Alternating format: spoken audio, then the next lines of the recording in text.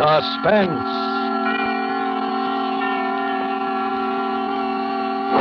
Produced, edited, and directed by William Spear. This is the third in a special limited series of 5 Friday night performances of Suspense at this hour. Suspense is compounded of mystery and suspicion and dangerous adventure. In this series are stories calculated to intrigue you, to stir your nerves, to offer you a precarious situation, and then withhold the solution until the last possible moment. Tonight from Hollywood, we bring you Mr. Dan Duryea as star in The Man Who Couldn't Lose, a radio play by Emil C. Tepperman. We trust that with this tale, we shall once again keep you in suspense.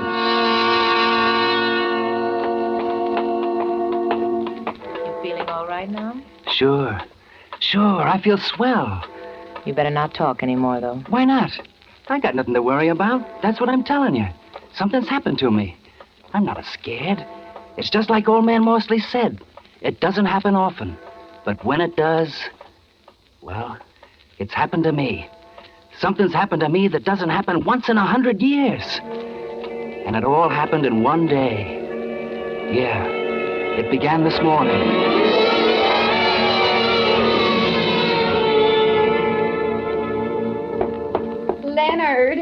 Leonard. Now, don't you try to kid me. You're not asleep. Get up. Sure. Okay. I cook your breakfast. I come home and cook your dinner. In between, I work behind that counter all day until I'm so tired I can't hardly stand up. The least you can do is get up and drive me to work. Sure, I will. And what do? Nothing. Now, listen, Celia. You don't call what you do work, I hope. When did you last sell an insurance policy? When? I'll bet you can't even remember. I'm sure I can't. All right. And when you do get up enough energy to sell one once in a while, I never see the money. Horses, sweepstake tickets, the numbers, anything just so long as you gamble it away. But do you ever bring $1 home? Not that I ever hear anything about. Oh, shut up. Don't you tell me to shut up, Leonard Snell. I pay the rent when it gets paid. I pay the grocery bills. I pay for everything. You'd think at least I get a little appreciation once in a while. I appreciate it. I hear about it enough. Well, then why don't you do something about it? Listen, Celia, I don't feel so good today. Sure. That's what you always say every time anybody talks about work. But I'm sick and tired of it. You promised you were going to get a job this week, and you're going to do it. Celia, there's something I got to tell you. Oh, I suppose you want to wheedle some money out of me again. Well, if you can't even keep a little lunch money in your pocket, No, listen, it's more than that. Oh, it is it? I suppose you got another hot tip on the races. Well, if you think I'm going Will you shut up? Hey, what's the matter with you? Listen, Celia. I've sold quite a few insurance policies in the last 6 months. Oh, you have you? Well, where's the money? Don't you try to pull that on me. You're going to get a job. All right. I spent the money. On the races. Yeah. Only it wasn't all my money. What do you mean? I mean, I'm $1,800 short. And this is the last day to settle up my accounts with the company. You stole it. I thought I was going to get it back and make a killing. I had some tips that were supposed to be sure things. Oh, I get it. $1,800. Quite a coincidence, isn't it? All right. $1,750. What's the difference? And it just so happens that I have $1,800 in a safe deposit box that Aunt May left me this spring. Quite a coincidence. Celia, I got to get that money back to him today. Well, I don't believe a word of it. And you're not going to get that money. If I don't, they can send me to jail. And if I did believe you wouldn't get it. Maybe a few months in jail would teach you a little consideration. You know I got to have an operation sometime this fall. You think I want to go into a charity ward? And who'd pay the rent while I was sick? They can give me 5 years. You're just a little too cute, Mr. Snell. You've had your eye on that money ever since you heard I got it. But you're not going to get it. Why do you think I wear the key to that safe deposit box around my neck? Celia? I suppose you think I haven't noticed. Now, look, Celia, look. I suppose you think I don't know all those times you tried to get that chain off my neck when you thought I was asleep. Yeah, but... Well, I wasn't quite as sleepy as you thought, mister. All right. Celia. And don't you think you can wheedle it out of me? Get away from me. Len, take your hands off.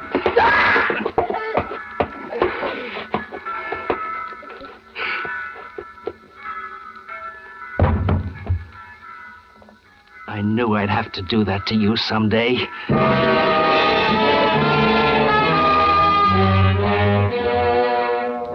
I bent over her. She was dead, all right. The key was on that little chain around her neck, just like it had always been. I yanked on the chain, snapped, and the key came way in my hand. I shaved, got dressed, then I went through her purse. There was $9 and some change and the usual junk. And that sweepstake ticket made out in the name of I'm a Winner. I put the money in my pocket, the ticket in my wallet. I'm all set to go now, except for writing a letter. All of a sudden, I realize what I'm doing doesn't seem strange to me at all. It's like one of those dreams where you think it's all happened before sometime. I wrote to the police. I have killed my wife in a fit of anger. I can't go on living anymore after doing a thing like that to Celia.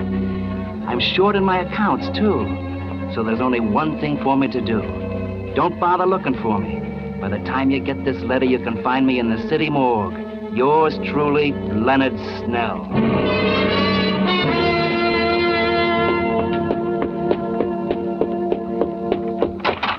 Leonard! Oh, Leonard! Oh, good morning, Mr. Morsley. Leonard, I've just had some great news. I knew you'd want to hear about it right away. Well, I'm in sort of a hurry this morning. All Mr. right, Morsley. but wait till you hear this. You know that picric acid dye formula I've been working on? Yeah? Well, the government's just bought an option on it. They're going to try it out under factory conditions, and when they do, why, my boy, it'll be worth $1 million. So what do you know? That's really great. Well, I guess I better be going along. So I decided to take out that annuity you've been trying to sell me. Got an application with you, have you? Oh, yeah, sure. Go on inside. Hello there, Leonard. Good morning. Why, my land, you look as though you'd just seen a ghost yourself. He just sold a policy. You don't sell them like that every day, do you, my boy? What's that first premium? About $3,400, isn't it? Yeah. Well, there's a nice commission in that, eh, Leonard? About, $1,800, isn't it? Yeah? Yeah. 18. Well, Leonard certainly deserves it. He works very hard. I see him coming home every evening with that briefcase and all those papers under his arm. Oh, I'm sure he works hard, but perhaps I'm a little more observant than you, dear. Oh, sit right down there, my boy. Okay. Watch out for those bottles behind you, though. That's picric acid. Uh-oh. What do you mean? You're more observant than I am. Most of those papers are the racing forms, aren't they, Leonard? Well, You know, I've been watching you, Leonard. Yes, you've had a hard time, but you're a gambler. You believe a lot in luck. Well, sir, now I've got a theory about luck. when were you born? March 1st, 1878. Yes, luck is something that can come in big doses sometimes. It's almost as though fate had planned it out ahead of time. Who's the beneficiary? My wife. Oh, that's so good. There's a perfectly good mathematical explanation for it, of course. Now, a number of unrelated events converge, and they all add up to the good fortune of a single man. Oh, happens once in a century, perhaps, but it does happen. You can make out the check. Of course. Why don't I make it out to you personally? Then I can collect that 3 months' rent you owe me, huh? Why, sure. Sure. That'd be $3,255. Oh, fine. I'll make it out right. You know, Leonard, I was saying to Sam just this morning, I'm almost as glad for your sake as for ours. My, won't Celia be surprised? Huh? I said, won't Celia be surprised? Oh, yeah. Say, where is Celia? She usually leaves work long before this. I always hear her. Well, she's, Oh, Leonard, don't tell me there's anything wrong. I know she hasn't been feeling well lately. No. It's just a little headache, you know. Why, the poor thing. Why didn't you tell me? I'll go right upstairs and fix her something. No, you better not. She told me she wanted to sleep. She's asleep now. Oh, well, then I won't bother her. Yeah. I'll go up around noontime. Maybe I can fix her a little something then. Well, yeah, sure. Well, my boy, here's your check. Thanks. Now, don't play that on the races. Don't worry. But you keep playing your luck just the same. You know, luck's a funny thing. Well, you've had a lucky start today. Maybe your luck's changed. Yeah. Yeah. Maybe it has.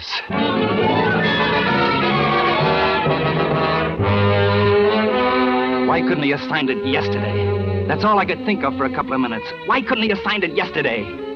But it was done now. I get in the car and drive downtown. First, I go to Celia's bank. And I get that $1,800 out of the deposit box.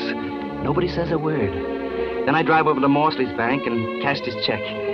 I've got over $5,000 now. That's pretty good for a guy that started out the day by being $1,750 in the hole. I drive over towards the park. A clock in a jewelry store says 10:15. 10:15. That was plenty of time. At the park, I stop and give the once-over to the bums sitting around on the benches in the sun. There's always a bunch of them there. Pretty soon, I see a guy that looks about right. Hey, you. Me? Yeah. You want to make $5? You mean the job? You won't have to strain yourself. I just hurt my wrist and I can't drive. I gotta go uptown and meet a guy. You want to drive me? Oh, okay. You got a license? Yeah, I got a license. Let's see it. Okay. Yeah. Floyd Eustace. Omaha, Nebraska. You're kind of a long ways from home, aren't you? Yeah, but it's okay to drive within this state if you got a licensed driver with you. Okay, Floyd Eustace. You'll do.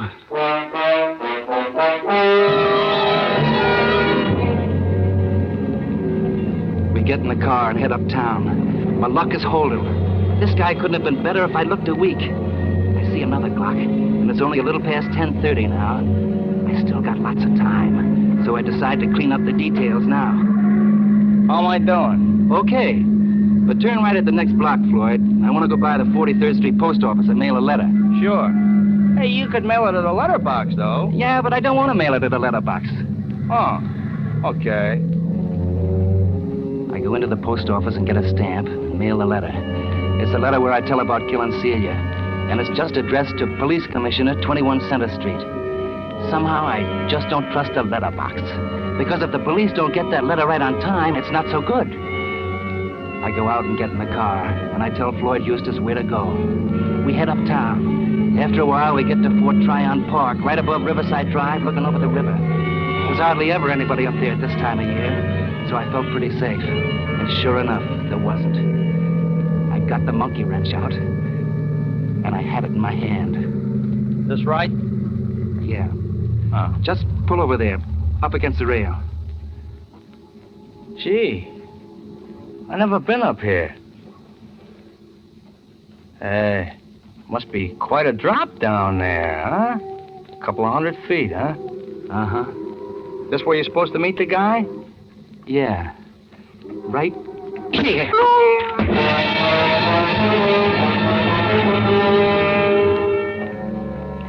I dragged him into the back seat and took off all his clothes, and then all mine. I changed clothes with him right down to the underwear and socks. I put all my papers in his pockets. My license, old man Morsley's application, my wallet, the works. Then I dragged him up front again in the driver's seat. I propped him there with his arms through the wheel so his head would go through the windshield. I had to be sure they'd say it was me, nobody else. Then I put her in gear and let her go.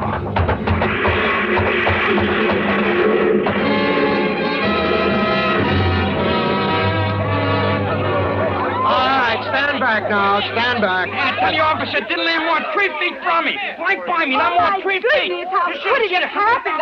This car just rolled off the Palisades up there somehow and landed smack in the middle of the street. Gee, look at his face.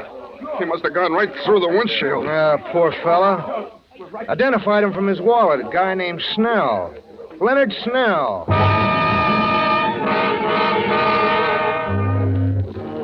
I was free. I was free of Celia and all her bellyaching. I was free to do anything I wanted.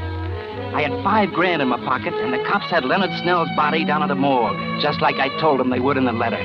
My luck was holding but good. I went over to the 181st Street bus station. There was a bus leaving for Boston in 20 minutes. I bought a ticket. Then I got a paper on the corner, went into the lunchroom, and sat down at the counter. What's yours? Scrambled eggs with bacon, French fries, orange juice, and coffee. And I gotta catch a bus. It won't take long, will it? No longer than it takes an egg to scramble.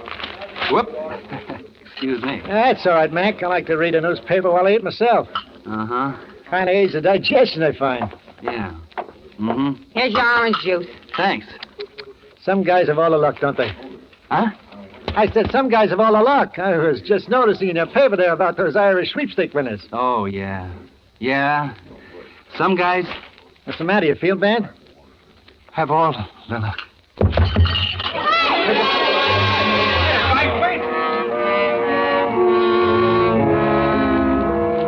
I came to, somebody was swabbing my head with water. I pay my check and get out of there somehow. And I look at the paper again. That's what it said, all right.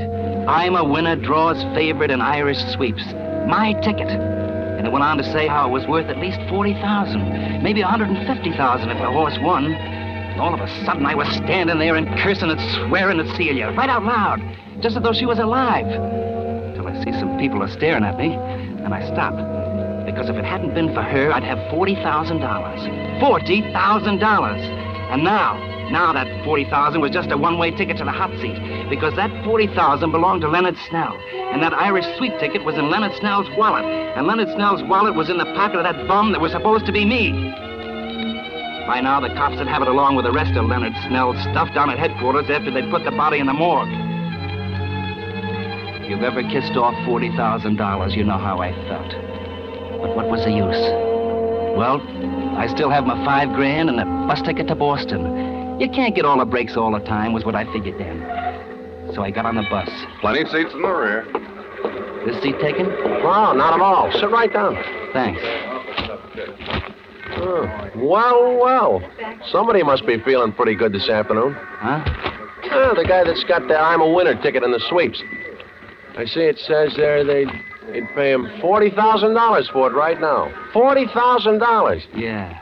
I'd sure like to be in his shoes, wouldn't you? Yeah. I see it says... Here. You want to read it? Well, you don't need to get sore. Give it.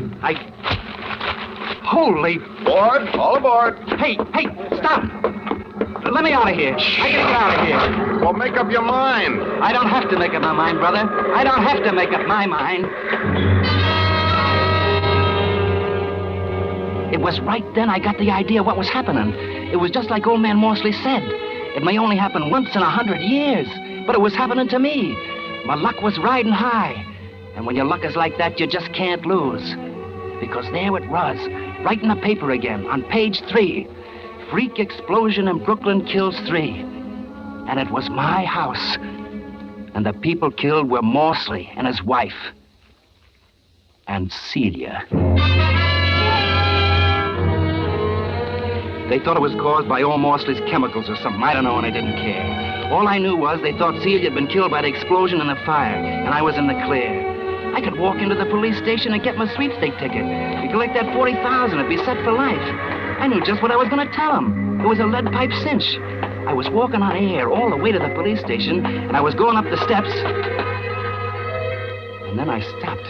Because I just remembered something terrible. And if I'd remembered it 10 seconds later, I'd have walked right into the electric chair. I remembered the letter. I was licked. By morning, the cops would have that letter in my own handwriting, over my own signature, telling how I'd killed Celia.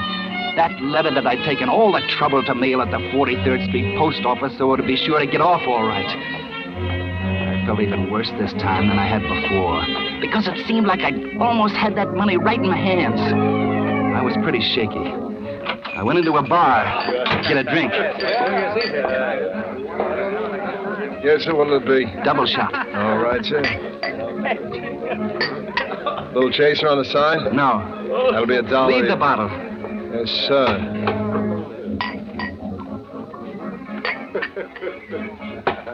And now we bring you 5 minutes of the latest news. Hey, Charlie, turn that radio up, will you? One of the most daring holdups in the annals of New York crime, a gang of armed men this noon robbed a United States mail truck just as it was leaving the 43rd Street post office, removing 8 sacks of mail, the entire morning collection of the post office. Apparently, the gunmen were after a shipment of currency destined for the Federal Reserve Bank. But according to officials, the joke is on the gangsters. All they got was the regular mail. Hey, you didn't pay me. The holdup staged in broad daylight. Wait, you got change. Keep it. Keep the change. Several of whom admitted they I knew it had happened now. I couldn't lose. I simply couldn't lose. Because those mugs that stuck up that mail truck had got my letter. Nothing in the world could stop me now.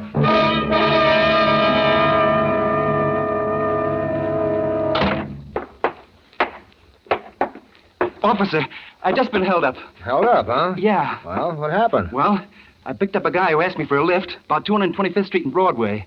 I was driving along by Van Cortlandt Park when suddenly he grabbed me. Then he hit me with something. That's all I remember till I woke up lying in the park. My car was gone. Then I found out that he'd taken my wallet, my money, everything. I see. What's your name? Leonard Snell. Leonard Snell? That's right. Oh, say, Lieutenant. Yes? This gentleman is Mr. Leonard Snell. He was held up this morning. His car was stolen. Oh. Just step in here, will you, Mr. Snell? Why, sure. Sit down. Thanks. I've got some news for you, Mr. Snell. Did you find my car? Well, yes. The fella didn't get far. He drove off the cliff at Fort Tryon Park. He's dead. For a while, we thought it was you.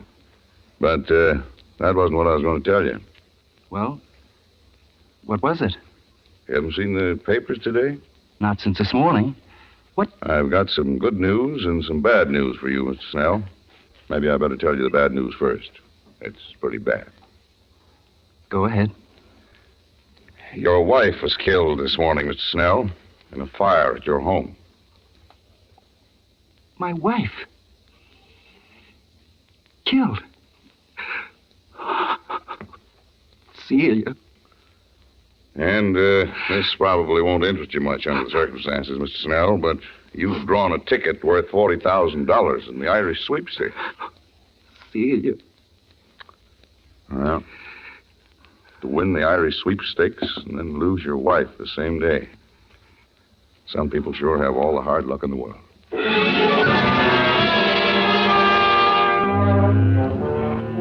Luck. Within about 15 minutes, more things were happening to me that could happen to most guys in a dozen lifetimes. And then comes the jackpot I've been waiting for. Will you hold it, Mr. Snell? Just hold that pose right there. If you care to make us one more now. Would you mind telling the public how you feel? Because... Please, fellas.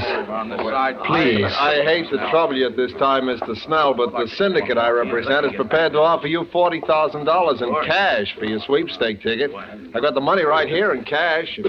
All right. I don't care much about the money, though. Now.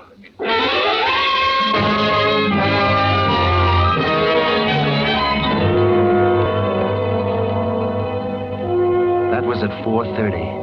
By 6, I've got $45,000 in my pocket. Cash. And I'm registered at the Waldorf. And I'm sitting down to dinner. I'll take the plank steak, please. Medium. Yes, sir. I will have your order very shortly, sir. Hello, pal. Mind if I sit down? You a reporter? Not exactly. I'm a sort of a collector.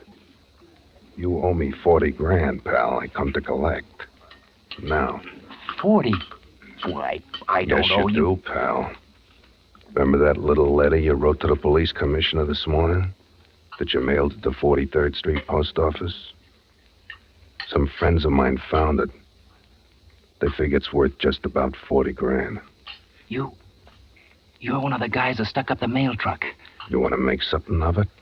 There's a big reward. There's a cop right outside the hotel. I kind of figured you'd play ball. Where's the letter? My friend's got it right outside in the car. Still got that dough on you in cash like the paper said? Yes. Come on. All right.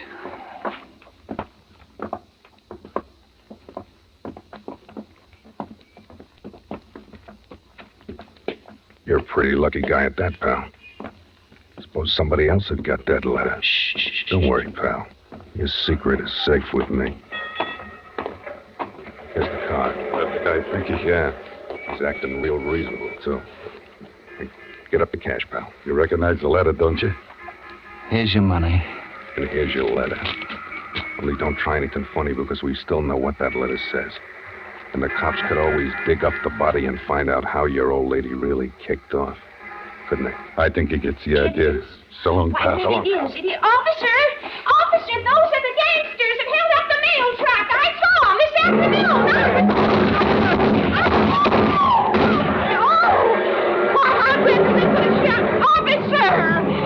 better help that poor man. He's been shot. Well, do something. Paralyzed just a bit. Hey, you. Oh. You go call an ambulance. I'll stand by this man. Okay. What's up, Jerry? No. I just had a little shooting match with those mail robbers. The other boys got him down the street. This poor man was shot when he fired back. Yeah? What's this letter here in the street? Please. No. To the police commissioner. This fellow that shot had it in his hand before he fell. You'd better open it. Might be evidence. No.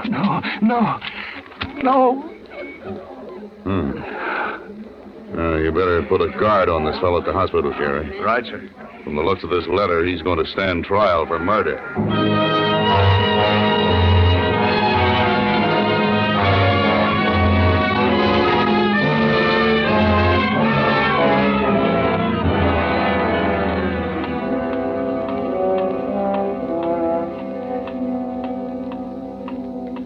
You'd better not talk anymore, Mr. Snell. What's the difference? What's the difference how much I talk? That's what I wanted to tell them. What if they did get the letter? I'll never go to trial. Because I got luck, don't you see? It comes once in 100 years. And I got it. I got that kind of luck. And when you got that kind of luck, you can't lose. You can't lose. You can't lose.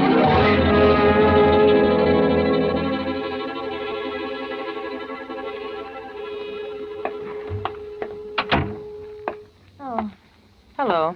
Hello. You still here? Oh, you know I gotta guard that fellow Snell as long as he's here in the hospital. Yeah, but did you ever see the like of it? I don't suppose one man ever had so much luck in one day in the whole wide world. I guess his luck is played out now, all right, though. Funny. He said you can't lose. Yeah, well, he's wrong. He's wrong there, because that lad's gonna fry just as sure as my name is Jerry Maloney. No.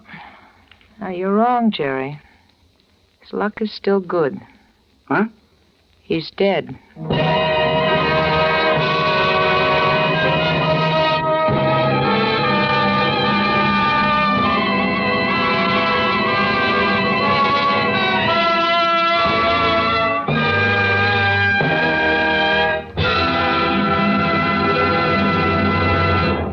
Suspense.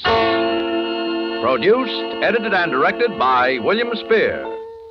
Tonight you heard Mr. Dan Duryea as star of The Man Who Couldn't Lose. This was the third in a limited series of 5 Friday night performances at this hour, which will present radio's outstanding theater of thrills, Suspense.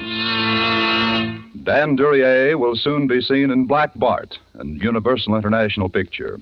Appearing with Mr. Duryea were Lucille Meredith, Kathy Lewis, Jeanette Nolan, John McIntyre, Elliot Lewis, Joseph Kearns, Jerry Hausner, Frank Albertson, Jack Crucian, Dick Ryan, Hans Conried, Ed Max, Frank Goss, and Jack Webb. Music for Suspense is under the direction of Lud Gluskin, with original music composed by Lucien Morawek. Next Friday, same time, Boris Karloff will be our star in a famous story by John Collier. Don't forget, next Friday, same time, listen to Suspense.